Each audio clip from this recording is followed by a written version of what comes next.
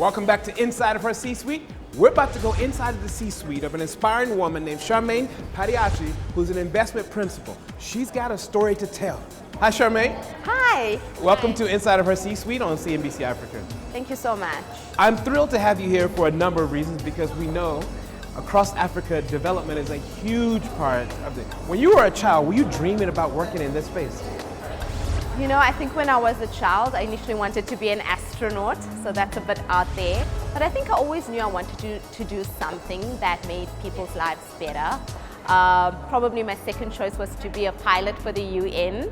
So yeah, I mean, I think it's very different to being a pilot, what I'm doing now, but I think, you know, it's always a dream I've wanted to pursue. So what is it about your upbringing that helped you sort of be able to sort of just dream big and really sort of think, you know, about these massive sort of career options? Yeah, I think, you know, I grew up in apartheid South Africa, and, you know, my parents were very constrained in terms of their development and growth, so they had limited opportunities.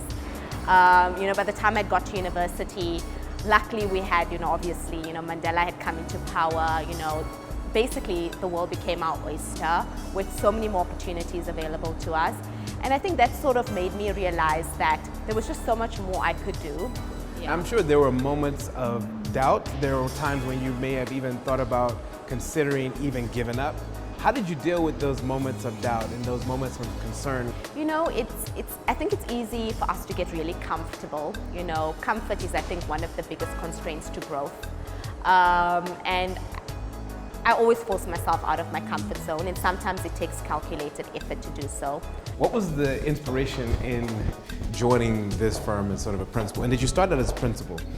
Yes, I did. So I mean, you know, my background is investment banking and private equity. And you know, that is largely very much a financial returns driven business. And you know, I think, you know, always knew I wanted to do something high impact, and Omidyar Network is a great combination of financial returns and social and environmental impact. So, you know, I felt it was the perfect opportunity to use my skill set.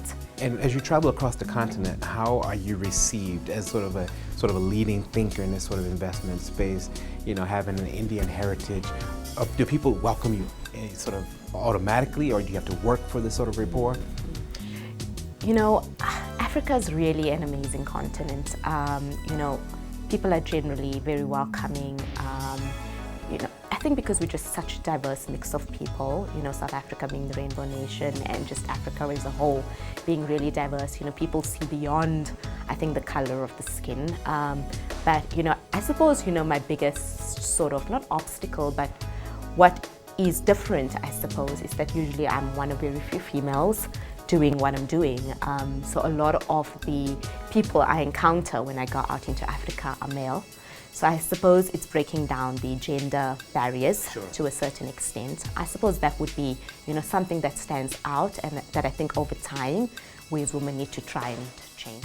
How do you deal with those difficult moments when I need to keep the rapport to get this deal done and see this transaction through, but diffuse the nonsense? You know, I always go into these situations with the sense that I need to always remain professional. I'm here to do a job and get the job done. And you know, that means sometimes I need to step back, remove myself from situations, even if it means it comes across as sometimes being a bit cold, unfriendly. But you know, that's what needs to be done at certain times. And then, you know, at certain times you need to basically pile on the niceness just to get the best possible outcome. So it's really about, you know, identifying situations quickly and adapting your behavior and adjusting it.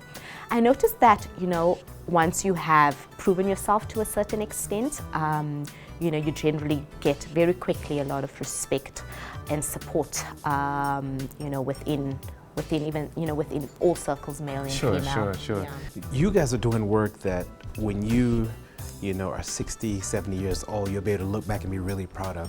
What are some of the things you guys are working on the continent and some of the investment projects that really have you excited right now? You know, we're looking basically for the problems within Africa that no one is really trying to solve. So, you know, it's easy to get into the sectors and the spaces that historically have performed very well and that people understand. but we are looking at where the sectors that, are having a huge impact on people's lives that are also the most neglected. An example would be, unemployment. We know it's a huge issue in South Africa, it's a huge issue in Africa, but how many people is really trying to, solve this problem? So we then go and look at models that are actively trying to solve unemployment, particularly in the bottom of the pyramid, using technology. So unemployment is one, health is another, huge issues in the healthcare system in Africa. How do we try and solve for those challenges? So we're looking at technology-enabled models that help to solve agricultural issues, health issues, unemployment issues. And I think, over time, we hope that we can change the way a sector works. And I think if I look back, even if it's just a little change that we could have made, and if I look back in the next 20, 30 years, it's something to be very proud of. Now, imagine there's a young woman who's watching you right now who's really inspired, but she's also a little bit uncertain about whether or not this is a career that she should choose. How do you know? How do you know that this is a path? Because this is not easy. You're traveling across the continent, you're away from your family a lot. What are some of the things she should be thinking about to prepare herself to be on your level?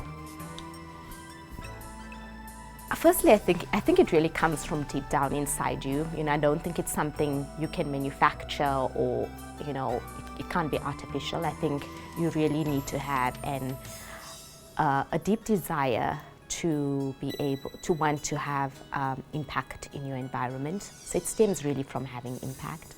And then, there are various ways in which people can do that. I chose the financial way, the investing way of doing it.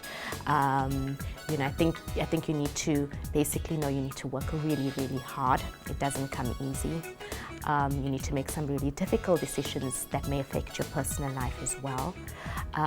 But also that, the rewards are more than worth it. There's always a way to make things work if you really want it to work. I believe that people look too much at the problems that are around them as opposed to the solutions. So if I were to tell anyone out there who is a bit confused about what is their path of action, I would say if you're doing it with your heart and the mind will fall into place. Do something that you really enjoy, that inspires you, that you have passion for, and be prepared to work really hard for the opportunities that you get, and grab the opportunities as well. Be bold, don't be scared. Awesome. Yeah. And then one last tip, give the young girl one last simple tip about the need to sort of hustle and follow the passion. Is there any sort of thing that you were able to pick up on your journey that has really worked for you? I would probably say is that,